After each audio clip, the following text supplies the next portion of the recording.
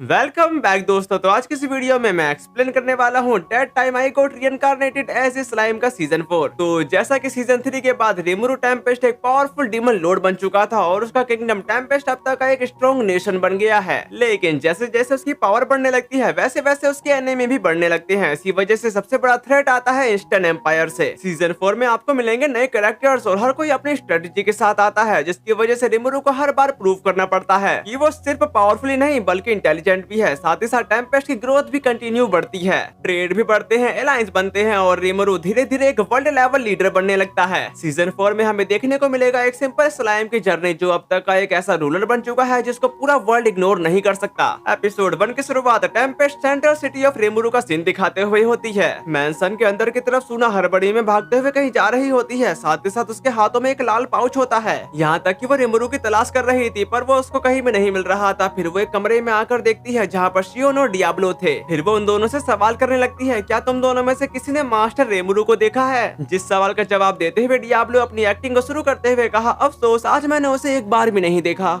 जो सुनकर शियोन निराश होते हुए कहती है, मैं समझ गई मास्टर रेमुरु तुम कहाँ पर हो। फिर यहाँ से इनकट होकर एक जगह की तरफ आ गया था जहाँ पर हम रिमुरु को देख पाते हैं जो एक दरख्त की पीक पर था और वो वहाँ से अपनी सिटी को देखते हुए कह रहा था, खैर ये सचमुच में बड़ा होता जा रहा है ना। और हमारे मोस्टर फेडरेशन टेम्पेस्ट का फाउंडेशन सेरेमनी जबरदस्त रूप से कामयाब रही। इसकी शुरुआत एक छोटे से गोब्लिन विलेज से हुई थी और वहाँ से हम धीरे धीरे एक एक कदम आगे बढ़ते हुए एक विलेज से सिटी बने और हमारा ग्रुप भी बढ़ता गया। साथ ही साथ कई अर्बन डेवलपमेंट प्रोजेक्ट चल रहे हैं जिसमें वह इंजन शामिल है जहाँ टेस्टिंग शुरू हो गई है। मुझे उम्मीद है कि एक साथ रहने और खुशहाली का एक ऐसा रिश्ता बनाना जारी रखूंगा जहाँ इंसान और मोस्टर एक साथ मिलकर रह सके। जो सब बताने के बाद रिमुरु शिजू का फॉर्म लेने के साथ कहा, आपसे मैं तुम पर भरोसा रखूंगा पार्टनर। जिस बात पर एग्री करते हुए ग्रेट सेज कहने लगा, तुम मुझ पर भरोसा कर सकते हो मास्टर। इसी के साथ हम कुछ दिनों के बाद का सीन देखते हैं। टेम्पेस्ट की सिटी की तरफ वो लोग काफी ज्यादा मजे कर रहे होते हैं। यहाँ तक कि वहाँ पर कुछ बंदे खेल भी रहे होते हैं। साथ ही साथ कुछ लोग अपने काम पर जाने लगे। दूसरी तरफ एक बंदा ओर्क से कह रहा होता है, तुमने कल मेरी काफी मदद की। जिस पर ओर्क बताता कि कोई बात नहीं, तुम मेरी मदद करो मैं तुम्हारी मदद करूंगा। सामने की तरफ एक ओल्ड गोबलिंग दो बंदों को बताता कि तो क्या हम कभी ड्रिंक्स के लिए बाहर चलें। जिस बात से तो वो दोनों एग्री थे। तभी हम वहाँ पर रिमुरु को देख पाते हैं जो अपने टाउन का ब्यौरा ले रहा था, जिसको देखने के बाद वहाँ के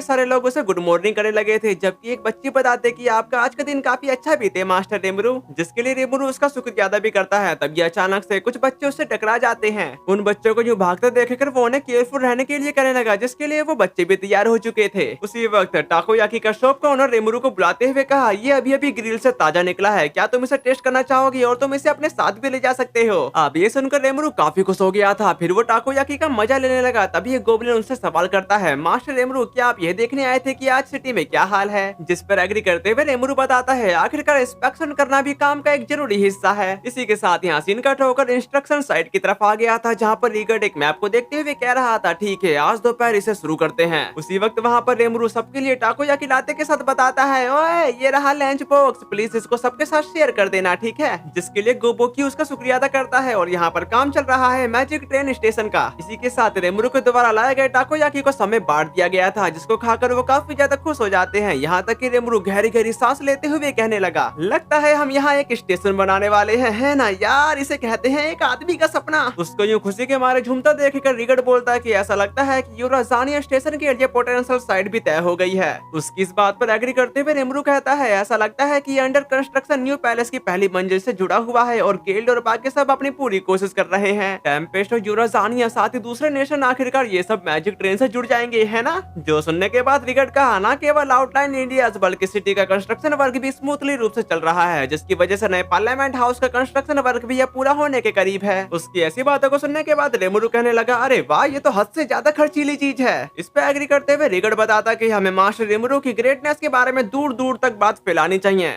उसकी इस बात पर रिमुरु का कहना है कि यार ये अच्छी बात है कि सिटी का डेवलपमेंट हो रहा है। तभी गोबक्यू का भी कहना है, वैसे मैंने सुना है कि इंजन का भी लगातार डेवलप किया जा रहा है। उसकी इस बात पर रिमुरु कहता है, हाँ तुम सही कह रहे हो, मुझे खुशी है कि तुमने ये बात उठाई। हमने गाबिरू और बाकियों की रिसर्च फैसिलिटीज को केव के बाहर शिफ्ट कर दिया है और तो 95 फ्लोर पर जमीन के नीचे सिर्फ खास मेंबर्स के लिए एल्फ टैवरन भी खोल दिया है। जो सब कहने के बाद वो तीनों ईवल की तरह हंसने लगे थे। तभी दूसरी तरफ एक एडवेंचरर नशे की हालत में उन गार्ड से कह रहा था, ये डंजन आखिरकार क्या बला है, यहाँ हर तरफ एनिमी ही एनिमी है और मुझे कोई रेयर गियर भी नहीं मिल रहा है। तुम्हारा इरादा हमें इसे पार करवाने का तो बिल्कुल नहीं है, है ना। उसकी ऐसी बातों को सुनकर वो गार्ड उससे कुछ कहने ही वाला था, लेकिन वो एडवेंचरर उसका कूलर पकड़ते हुए गुस्सा करने के साथ कहता है चुप रहो, यह तो बस एक धोखा है, तुमने तो बस एडमिशन फीस के नाम पर हमें लूट लिया है। छी, मैं तो भूल ही गया था कि मॉन्स्टर ऐसे ही होते हैं। उसकी ऐसी बातों को सुनने के बाद वो गार्ड काफी ज्यादा गुस्से में आ चुका था, लेकिन रिगुर उसे शांत रहने को कह रहा था। और यहाँ पर ये सब चल ही रहा होता है, तभी दूसरी तरफ हम बेनीमारू को देख पाते हैं, जो उन्हें देखते हुए कह रहा था क्या गड़बड़ है और यहाँ पर क्या हंगामा हो रहा है। बेनीमारू की आवाज को सुनने के बाद वो एडवेंचरर अभी उस पर गुस्सा करने ही वाला था, लेकिन उसकी शक्ल को देखने के बाद वो काफी ज्यादा घबरा जाता है, जिसके बाद वो वहाँ से दुम दबा के भाग गया। उसको यूं भागते देखकर बेनीमारू कहने लगा आखिरकार उसे क्या हो गया। वहाँ के इस शोर शराबे को सुनने के बाद रेमुरु वहाँ पर आते के साथ कहने लगा क्या बात है, क्या कुछ हुआ है। जिसका जवाब देते हुए रिगुर बताता है कि यह डंजन चैलेंजर्स के साथ एक समस्या है। वे शिकायत कर रहे हैं कि बार बार कोशिश करने के बाद भी सेकंड फ्लोर तक नहीं पहुंच पा रहे हैं। आजकल ऐसा बहुत हो रहा है। जो सब जानने के बाद रेमुरु उससे माफी मांगते हुए कहता है क्या ऐसा है तो तुमको इसमें घसीटने के लिए मुझे माफ कर देना। इस पे रिगुर कह रहा था कोई बात नहीं, वह तो बस नेट पैकिंग कर रहा है। उसकी ऐसी बातों को सुनने के बाद बेनीमारू कहता है हारने के बाद उदास हो जाना काफी बुरा है। जिस बात का जवाब देते हुए रिमुरु बोला फिर भी अगर ऐसा ही सिलसिला चलता रहा तो इसका असर हमारे काम काज पर भी पड़ने लगेगा, हमें इस बारे में बात करनी पड़ेगी। उसके ऐसा कहते ही यहाँ से इकट्ठा होकर क्लासरूम की तरफ आ गया था, जहाँ पर हिनाटा बच्चों को पढ़ाते हुए कह रही थी एलिमेंटलिस्ट ऐसे स्पेशल विजार्ड्स होते हैं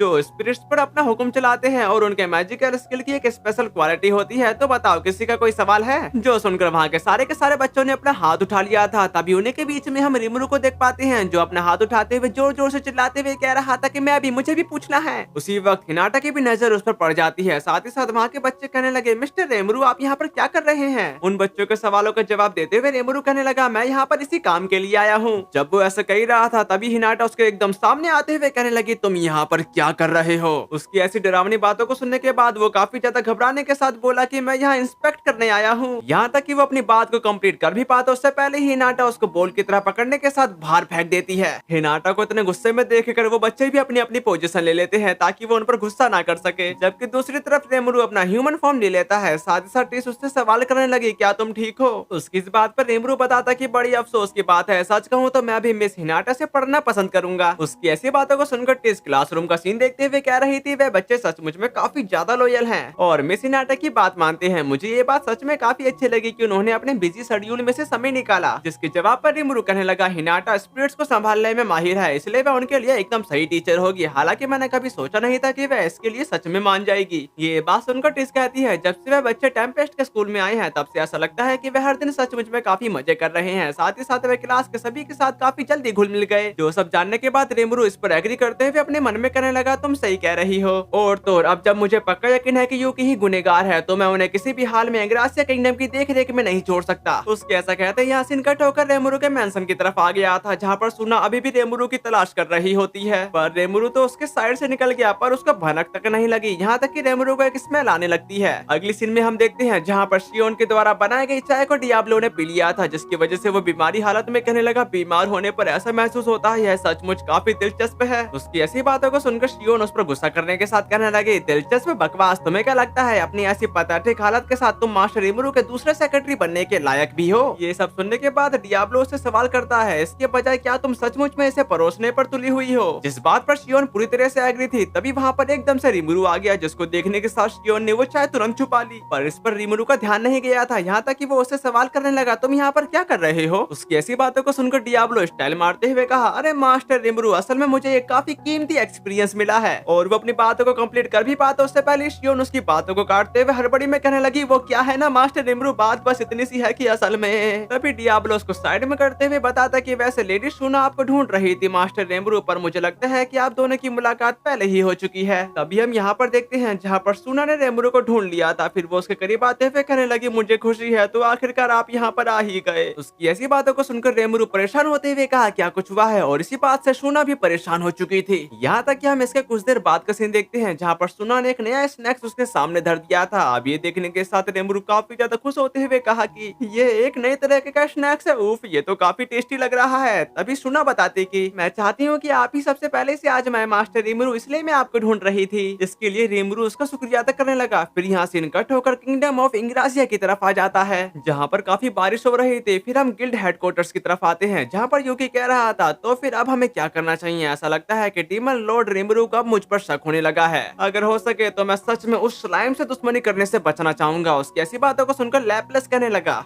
मुझे लगता है कि उसे छेड़ना काफी बेकार आइडिया था, है ना? जो सुनने के बाद कगाली कही, क्या हिनाटा ने ही 7 डेज कलंची को उकसाकर उसे डीमन लॉर्ड रिमेरू को खत्म करने के लिए नहीं कहा था? और क्या इसी वजह से तुम्हारी असलियत सामने नहीं आ गई? उसकी इस बात पर लाप्लेस बताता कि पक्का आपने कोई सबूत नहीं छोड़ा होगा, है ना बॉस? उसकी इस बात पर उसका बॉस बताना शुरू करता है, खैर मुझे लगता है कि मैंने जो कुछ भी किया वह सब उस दमराडा के जरिए किया, लेकिन क्योंकि मुझे मिस चीजू और उस स्लाइम के बीच के रिश्ते के बारे में पहले ही पता था, इसलिए मैं ईस्ट के उस मर्चेंट के साथ अपने ट्रांजैक्शन से इनकार नहीं कर सकता था। आखिर यहाँ तक कि जो कागज का मैं इस्तेमाल करता हूँ वह भी एम्पायर से ही बना होता है, और इतने सारे एडवेंचर्स वाले किसी गिल्ड के लिए यह सोचना ही अनरियल होगा, और ये दावा करना कि हमारा उनसे कोई लेना देना नहीं है। उनकी तरफ से सारे सर्कमस्टेंशियल प्रूफ लगभग पूरी तरह से मौजूद हैं। जो सब जानने के बाद कगाली कहती कि तो फिर क्या हमें प्लानिंग में बदलाव करना चाहिए, क्योंकि आप पर शक किया जा रहा है, इसलिए आप चीजों को जैसे हैं वैसे तो नहीं रहने दे सकते। उसकी इस बात पर यूकी बताता कि यह सच नहीं है, मुझे लगता है कि चीजों को जैसे वे हैं वैसे ही रहने देना ठीक है, हमें बस उन्हें यह सोचने पर मजबूर करना है कि अब दुश्मनी रखने की कोई जरूरत नहीं है, खासकर तब जब उनकी डंजन मैनेजमेंट टीम ने खुद हमसे कांटेक्ट करके हमारी मदद मांगी हो।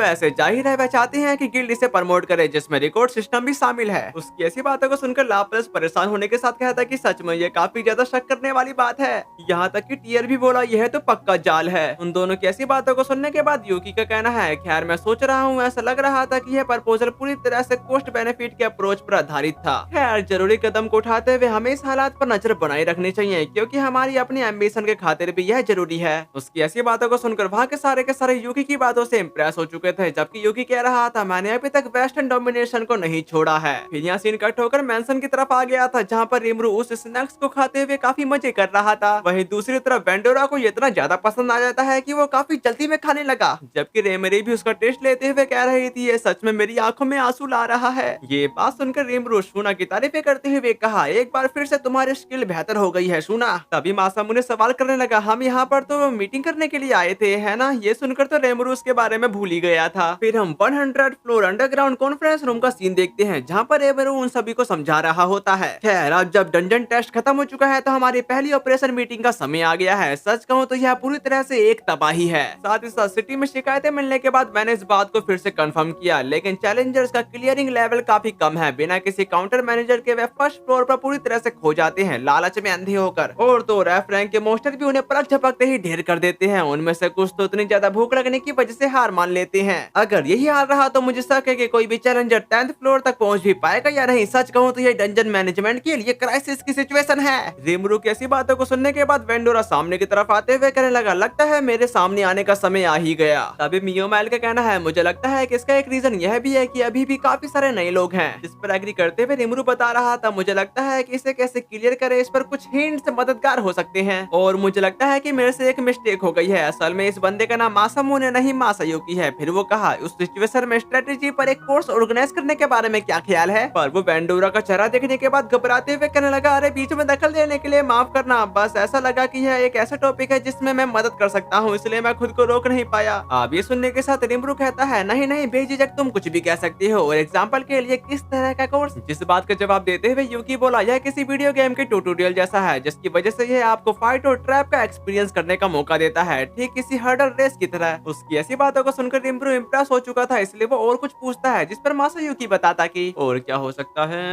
हर फ्लोर पर पब्लिक हाउस और रेस्टोरेंट हो तो अच्छा रहेगा। साथ ही साथ मुझे काफी दिक्कत हो रही है क्योंकि डंजन में कहीं भी टॉयलेट नहीं है, और डिस्पोजेबल सेफ पॉइंट जैसी चीजें भी। साथ ही उन मोस्टर से मिलने वाले आइटम ड्रॉप्स के बारे में क्या ख्याल है जिन्हें तुम हराते हो? मासायुकी की ऐसी बातों को सुनने के बाद वो दोनों अमेज होते हुए कह रहे थे, ये तो इंटरेस्टिंग लग रहा है, ऐसे में मुझे लगता है कि मैं इसे कर सकता हूँ। दूसरी तरफ रिमरू बोलता है कि ठीक है, तो फिर तुम्हारी जॉब पक्की। लगता है मैं थोड़ा ज्यादा ही सख्त हो गया था, इसलिए हमारे ऑब्जर्वर मासायुकी को मेरा सलाम। जो सुनकर मासायुकी कहता है, नहीं यह तो बिल्कुल कुछ भी नहीं है। उसकी इस बात पर रिमरू बताता कि तुम क्या कह रहे हो, क्योंकि हम दोनों ही बड़े गेमर हैं, इसलिए मुझे खुशी है कि तुम यहाँ पर आ गए।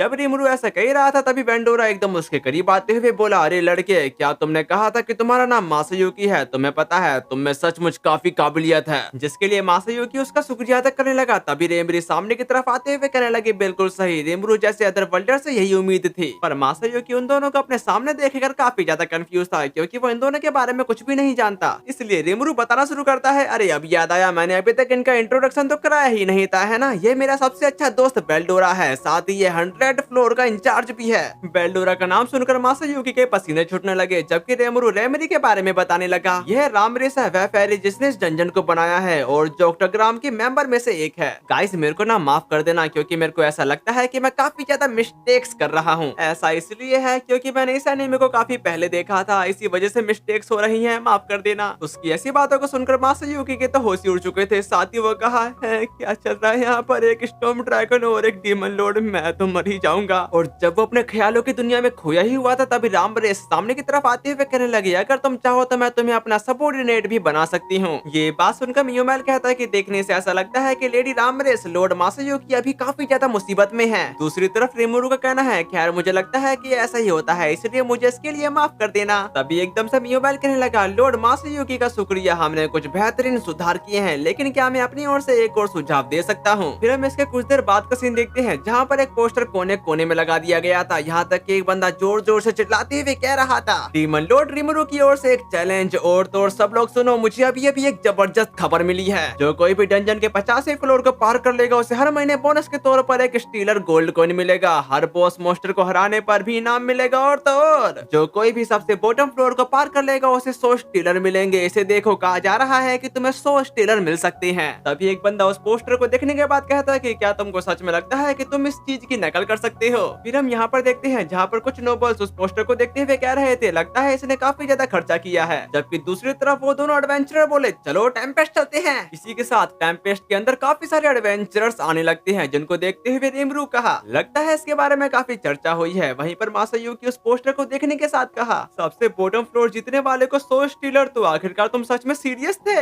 ये बात सुनकर मियोमेल कहता है कि आखिरकार हमारा निशाना एक नोबल है जो एम्पायर का काम करता है और एडवेंचरर को ऑर्डर देता है, इसी वजह से हम यहाँ कोई कटौती नहीं बरत सकते। इसके अलावा सबसे बॉटम फ्लोर की हिफाजत तो लॉर्ड बेल्डोरा कर रहे हैं। उसकी ऐसी बातों को सुनकर बेल्डोरा फ्लेक्स मारते हुए जोर जोर से हंसने के साथ कह रहा था मैं 100 रूप से ऐसा कोई भी नहीं है जो मुझे हरा सके, क्योंकि मैं ग्रेट ड्रैगन रेस का क्रिएचर हूँ। जबकि रिमुरु बोला तो इसका कोई मौका नहीं है ना। इस बात से तो मियोमेल भी पूरी तरह से एग्री था। जो सब कहने के बाद वो इवल की तरह हंसने लगते हैं। तभी एकदम से रिमुरु मासायुकी से कहने लगा और इसलिए मैं तुम पर भरोसा कर रहा हूँ मासायुकी, हमें सच में जरूरत है कि टीम लाइट स्पीड हमारी पहचान बने और जबरदस्त धूम मचा दे। उसकी इस बात पर मियोमेल बताता कि आखिरकार हीरो की प्रमोशनल पावर सचमुच में जबरदस्त है और मुझे कहना ही पड़ेगा कि लॉर्ड मासायुकी के कारनामों को अपनी आंखों से देखना एक असली दावत जैसा होगा, जिसके लिए आखिर में मासायुकी भी तैयार हो चुका था। फिर हम इसके कुछ देर बाद का सीन देखते हैं जहाँ पर डियाब्लो ने रिमुरु को एक चाय सर्व कर दी थी और ये चाय किसी और ने नहीं बल्कि शियोन ने बनाई है। साथ ही साथ रिमुरु कुछ पढ़ते हुए कह रहा था पब्लिक हाउस की बिक्री बढ़ गई है, इसी वजह से अगर डंजन में और ज्यादा रौनक आती है तो इसका सिटी पर भी काफी अच्छा असर पड़ना चाहिए। जिस पर एग्री करते हुए डियाब्लो का कहना है मुझे लगता है कि सब कुछ ठीक वैसा ही हुआ जैसा आपने प्लान किया था मास्टर रिमुरु।